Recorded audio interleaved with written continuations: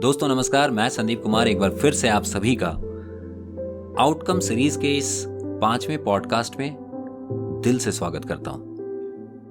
दोस्तों, पिछले पॉडकास्ट में हमने कुछ स्पेसिफिक रिसोर्सेज जो हमारे आउटकम के लिए इंपॉर्टेंट हैं और जिसके जरिए हम अपने आउटकम को अचीव करने में सहायता ले सकते हैं, उनका एनालिसिस और कलेक्शन किया।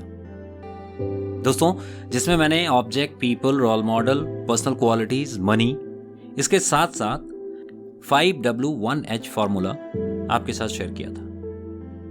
What was that 5W1H formula? वो था किसी भी गोल को या आउटकम को अचीव करने में 5 W's और 1 H हमारी सहायता करते हैं, जिसके बारे में मैंने बात करी थी। जिसमें पहला है व्हाट एग्जैक्टली, यानी कि व्हाट। दूसरा है where to start, where to end, with whom, किसके साथ, किन लोगों की सहायता से।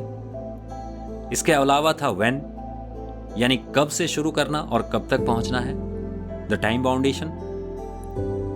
बीच में एक चीज मैंने जानबूझकर छोड़ा था, why. That's an important stuff. Why is very important. Then comes how. How पे मैंने अब तक बात करी और आगे भी बात करूंगा। बट आज जिस कॉन्सेप्ट को हम क्लियर करने वाले हैं वो है हमारा व्हाई। एक बहुत अच्छी अंग्रेजी की कहावत है, if why is clearer, how gets easier. अगर आपका व्हाई क्लियर है कि आपको आपके आउटकम्स क्यों अचीव करने हैं, क्यों आपको वो पल, वो मोमेंट देखना है, क्यों आपको आपके जीवन में ऊंचाई को प्राप्त करना है, क्यों आपको सक्सेसफुल होना है, अगर ये क्यों आपका क्लियर है तो यकीन जाने बाकी चीजें ईजियर हो जाएंगी। अब यहां मुद्दे की बात यह है कि उस वाई को हम कैसे क्लियर करें और उस वाई को कैसे हम दृढ़ता के साथ अपने अनकॉन्शियस माइंड पैटर्न का हिस्सा बनाएं। दोस्तों, इस क्लियर वाई के लिए बहुत आवश्यक है कि आप अपने इमोशन को इन्वॉल्व करें, इंडल्ज करें अपने आउटकम के साथ। मैंने कभी किसी सेशन में कहा था, हो सकता है आप में से ज्यादातर लोगों ने उस बात को सुना होगा, जहां मैंने ये बताया था कि अगर ईश्वर न करे आपके परिवार में कोई इंसान बीमार है और आप उसे डॉक्टर के पास लेकर जा रहे हैं, रास्ते में अगर आपको आपके सबसे फेवरेट सेलिब्रिटी से आपकी मुलाकात हो जाए और आपके पास पूरा मौका हो कि आप उनके साथ तस्वीरें खिंचा सकते हैं, सेल्फीज ले सकते हैं, सोशल मीडिया पे पोस्ट करें तो उसमें बहुत सारे लाइक्स, कमेंट्स आएंगे, लोग आपको एक स्पेशल अटेंशन देंगे, उस पर्टिकुलर मोमेंट के लिए आपको शाबाशियां मिलेंगी, आपको अप्रिशिएशन मिलेगा, आप उनके ऑटोग्राफ्स ले सकते हैं, उनसे बात कर सकते हैं। That person is a role model for you. लेकिन उस पल आपको याद होना चाहिए कि आपके साथ आपके जीवन का सबसे महत्वपूर्ण और सबसे प्यारा व्यक्ति बीमार है। ऐसे हालात में आप क्या करेंगे? क्या अपना कीमती मोमेंट उस सेलिब्रिटी के साथ बिताएंगे या अपने उस प्यारे रिलेटिव को डॉक्टर्स तक पहुंचाएंगे? ऑब्वियसली आपका जवाब होगा कि आप अपने प्यारे रिलेटिव को डॉक्टर्स तक लेकर जाएंगे। ऐसा क्यों? Because you are completely emotionally attached with that particular relative जो बीमार है, जिसे तकलीफ है और उसे आवश्यकता है चिकित्सा की। दोस्तों, जब आप किसी चीज से इमोशनली फुल्ली इंडल्ज होते हैं, इन्वॉल्व होते हैं, किसी से कनेक्टेड होते हैं, at that particular time, at that particular moment, वो चीज आपके लिए दुनिया की सबसे आवश्यक चीज बन जाती है। और ऐसे में दुनिया का कोई भी डिस्ट्रैक्शन आपको उस पर्टिकुलर चीज को हासिल करने से या अचीव करने से नहीं रोक सकता। That's the power of emotion, that's the power of why. फिर उसके बाद हाउ कितना भी जटिल हो, कितना भी कठिन हो, दैट हार्डली मैटर्स।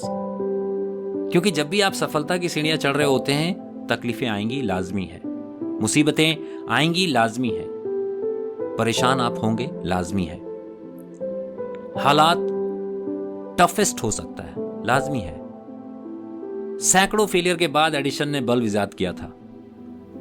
ऐसे कई कहानियां हैं, यहां मैं कई बार बता चुका हूं, लेकिन फिर भी मैं आपको एक बार बता दूं। Michael Phelps, one of the great athlete a great swimmer of this world. उन्होंने एक वर्ल्ड रिकॉर्ड बनाया था 2008 बीजिंग ओलंपिक में, जिसके बारे में मैंने चर्चा करी थी। उससे ठीक पहले, कुछ महीने पहले, उनके हाथ में एक फ्रैक्चर आ गया। डॉक्टर्स ने कहा कि यू कांट स्विम बिकॉज अगर आप पानी में ज्यादा वक्त बिताएंगे तो आपका जो बोन है वो खराब हो सकता है, and for the life time हो सकता है कि आपका हाथ बेकार हो जाए। But that person take a precaution. अपने हिसाब से उन्होंने क्या किया, प्लास्टिक का इस्तेमाल किया उस हाथ को ढकने के लिए, और 15 घंटे वो लगातार पानी में प्रैक्टिस करते थे। नतीजा आप सब जानते हैं, he won 8 gold medal in all segment of the swimming in Olympic, Beijing Olympic 2008। And this is an world record जो बनाया गया था माइकल फेल्प्स के जरिए, और मुझे नहीं लगता कि उसे निकट भविष्य में कोई तोड़ सकता है। ऐसे ही कई कहानियां मैंने आपको बताई हैं, उसमें से एक बहुत ही जटिल कहानी है, बहुत ही मार्मिक कहानी है अरुणिमा सिन्हा की। जब उस महिला को डकैतों ने ट्रेन में डकैती के क्रम में मारा पीटा और उठाकर एक ट्रेन से फेंक दिया, वो सामने से आ रही दूसरी ट्रेन से टकराई और रेल की पटरी पर गिर गई। दोस्तों, कहा जाता है कि उस रात जिस पटरी पे अरुणिमा सिन्हा गिरी हुई थी, उसके ऊपर से 53 ट्रेनें गुजरी, 53। वो रात भर पड़ी रही और अंततः सुबह तक उसको बेहोशी की हालत में रेस्क्यू किया गया। वो एक छोटा सा कस्बा था, एक छोटा सा गांव था जहां पे वो एक्सीडेंट हुआ था। दिल्ली वहां से काफी दूर थी। वहां एक छोटे से स्वास्थ्य केंद्र में अरुणिमा को एडमिट किया गया। जो डॉक्टर्स वहां उसे देख रहे थे, उन्होंने कहा कि इसका एक पांव पूरी तरह से जख्मी है और केवल एक नस के साथ जुड़ा हुआ है, उसे काटना पड़ेगा। लेकिन उनके पास एनेस्थीसिया देने के लिए प्रॉपर व्यवस्था नहीं थी। ऐसे में बिना बेहोशी के होशो हवास में उस नस को काटना बहुत दर्दनाक हो सकता था। लेकिन चूंकि ट्रेन के एक्सीडेंट से उनका पांव कटा था, जख्मी था, ऐसे में जहर भी फैल रहा था उनकी बॉडी में, तो उनकी मृत्यु होने ही वाली थी कुछ समय में। डॉक्टर्स डिस्कस कर ही रहे थे, उसी दरमियान अरुणिमा को पता चला कि कुछ तो कॉम्प्लिकेशन है। उसने अपने डॉक्टर से पूछा कि डॉक्टर साहब परेशानी क्या है। उन्होंने कहा कि ऐसी ऐसी परेशानी है, हमारे पास आपको एनेस्थीसिया देने की व्यवस्था नहीं है और इस छोटे से स्वास्थ्य केंद्र में हम आपके पांव को एम्प्यूट नहीं कर सकते। तो अरुणिमा ने कहा इसका कॉन्सिक्वेंस क्या होगा। उन्होंने कहा कि जहर फैल रहा है, अगर ये पांव नहीं काटा गया तो आपकी मृत्यु हो सकती है। अरुणिमा ने पूछा कि दूसरा ऑप्शन क्या है, तो डॉक्टर्स ने कहा कि अगर होशो हवास में आपका पांव काटा गया तो आपको बेइंतहा दर्द होगा। अरुणिमा ने कहा डॉक्टर साहब आप मेरा पांव काट दीजिए, और आपको सुनकर आश्चर्य होगा, अरुणिमा का वो पांव पूरी तरह से होशो हवास में काटा गया। उस महिला ने, उस लड़की ने उस दर्द को झेला, क्योंकि उसे जीवित रहना था, उसे कुछ बड़ा करना था। दोस्तों, उसे दिल्ली पहुंचाया गया। दिल्ली जाने के बाद तकरीबन 3 दिनों के बाद उसे होश आया। उसने डॉक्टर से पूछा, डॉक्टर मैं कब खेल सकती हूं? She was an athlete. Doctor ने कहा बेटा खेलना तो दूर की बात, तुम अपने पैर पे खड़ी नहीं हो सकती, तुम्हारी रीढ़ में कई फ्रैक्चर्स हैं, स्कल डैमेज है, पांव कटा हुआ है, दूसरे पांव में स्टील रॉड्स लगे हैं। अभी तुम आराम करो और रिकवरी के बारे में सोचो। यह सुनकर अरुणिमा के होश उड़ गए, और उस वक्त उस डेथ बेड में जब वो पड़ी पड़ी अपने बेहतर इलाज के बारे में सोच रही होती, उस वक्त उसने सोचा कि मैं कुछ ऐसा करूंगी जिसकी वजह से मुझे दुनिया में याद किया जाए, मेरे अचीवमेंट्स कम नहीं होने चाहिए। And at that point of time she decided to summit Mount Everest. मुझे गर्व है इस बात का कि उस हालात में उसने जो अपनी मेंटर चुना वो थी Bachendri Pal from Jamshedpur, from my city. Bachendri Pal one of the greatest trekker and उन्होंने भी माउंट एवरेस्ट सबमिट किया था। जिस पल अरुणिमा विशेंद्री पाल से ट्रेनिंग लेने को आई, उस दौरान विशेंद्री पाल ने उसे देखकर बस एक ही बात कही कि बेटा, तुमने इस परिस्थिति में माउंट एवरेस्ट सबमिट करने के बारे में सोचा, बस यही बात तुम्हें जीत दिलाती है। And she trained Arunima Sinha, और आप सभी जानते हैं, rest is history. Arunima Sinha was the first lady with amputed leg, prosthetic leg, जिन्होंने माउंट एवरेस्ट सबमिट किया था। It's a world record. दोस्तों, इस कहानी से मेरा मकसद ये बताना है कि आखिर उस पल में, उस मोमेंट में जब एक इंसान पूरी तरह से टूट सकता है, उस वक्त भी कोई इंसान इस प्रकार के निर्णय कैसे ले सकता है। How a person can risk their life to achieve some goals. एक फौजी बॉर्डर पे हजारों सैकड़ों गोलियां झेलते हुए अडिग खड़ा रहता है, अपनी जान देते हुए गौरवान्वित फील करता है। Why it is so? Because emotional attachment with their goals, with their outcomes. It is very important that you should indulge your emotions with your goal. और इसी चीज को आपका वाई करता है।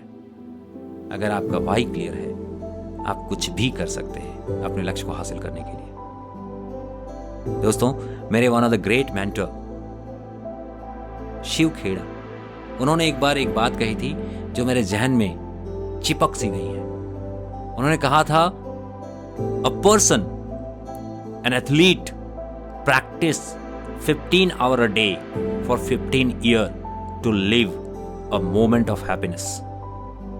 एक पल खुशी हासिल करने के लिए एक एथलीट 15 घंटे काम करता है, 15 वर्ष तक काम करता है और अपने अचीवमेंट्स को सेलिब्रेट करता है फॉर अ मोमेंट। अगर आपके अंदर ये जिद है, अगर आपके अंदर ये इमोशनल अटैचमेंट आ गया अपने लक्ष्य के प्रति, अपने गोल के प्रति, अपने आउटकम के प्रति, तो यकीन जाने दुनिया की मुश्किलें आपका कुछ नहीं बिगाड़ सकती।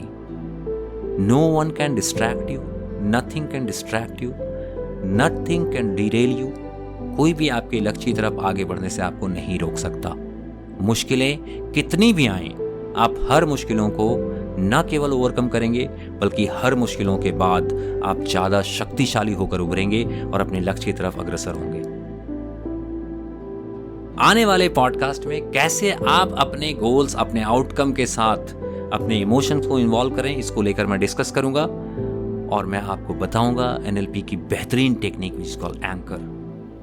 एंकरिंग का इस्तेमाल करते हुए कैसे आप अपने इमोशंस को अपने गोल्स के साथ इन्वॉल्व, इंडल्ज और एंटरट्वाइंड करेंगे, इस पे चर्चा करूंगा। वंडरफुल सेशंस होंगी, एंजॉय करेंगे आप और यकीनन अपने लक्ष्य के प्रति अपने इमोशंस को न केवल आप चार्ज कर पाएंगे, बल्कि उसमें आप इन्वॉल्व कर पाएंगे, इंडल्ज कर पाएंगे, and you will be definitely a winner in your life.